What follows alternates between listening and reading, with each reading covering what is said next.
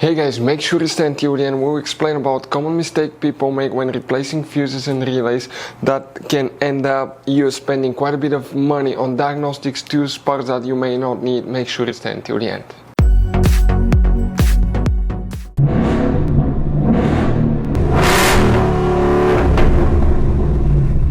Hey guys, welcome back to Free Car Repair. Thank you guys for watching and subscribing to the channel. Today will be super helpful video to any of you having a Ford Explorer.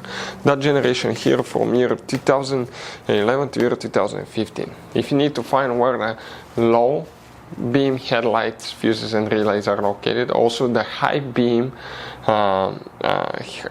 headlights, fuses and relays, stay with us. We'll explain where you can find them, where you can buy cheap parts and tools, that way you do not waste money and time. All that will be covered absolutely free for your convenience. Please make sure to stay until the end. So before we start, let us tell you guys a little bit about us. Every single car we get here at the garage, we try to make at least 200 to 300 free repair videos. We take them completely apart. We show you how to fix engines, transmissions, engine lights, transmission lights, fuses, relays.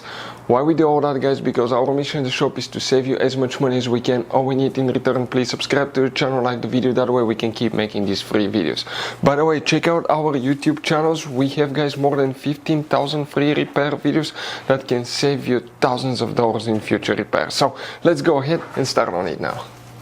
So guys, for the low and high beam headlights, fuses and relays, where you can find them, we will demonstrate on this Ford Explorer right here. By the way, we'll be working in two different fuse boxes. Make sure to stay until the end. The first one, we need to open the driver door, and when we do that, guys, what we need to do, we need to come to the driver's side footwell compartment. Now here, if you look in the dash upside down on the left side, you're going to see one cover like this one. Go ahead, press the tabs, pull that cover out, and you're going to find a fuse box with a layout like this one here. Before we continue, let's explain quickly why it's always a good idea to test fuses and relays.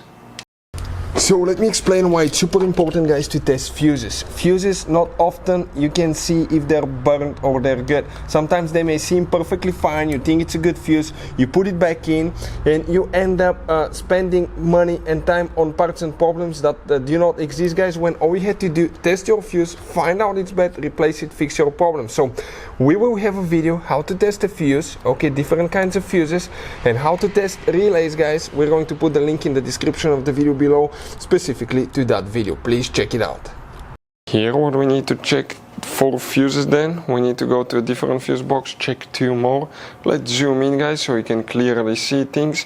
And the first one that we need to check, guys, okay, is fuse number 17 and fuse number 16, 17. These two fuses will need to be checked, specifically 16 and 17. Now then you need to check fuse 35, that's 33, 34, 35 right here.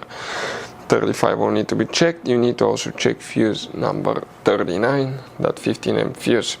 Then we need to go under the hood, open the hood, and here, guys, on the driver's side next to the car battery, it's the main engine fuse box. Press these two tabs, leave that cover, and you're going to find a fuse box with a layout like this one here.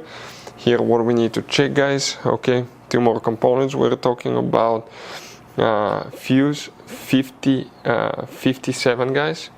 Now you may or may not have this one, depending if you have the high density headlights. If you do, it will be right here, that second fuse from right to left. And the other one will be 78, will be the one right here, the first one.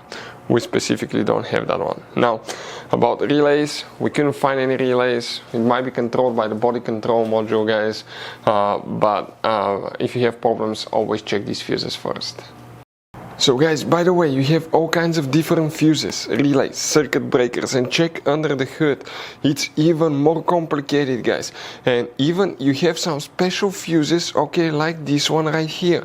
One time we needed a replacement fuse, we couldn't get one, and we were stuck in the middle of nowhere because of that. We recommend to buy some, put them in the glove box for a peace of mind. We'll share the link in the description of the video below for your convenience, where you can get them at a good price, quick shipping, that way you do not waste money and time.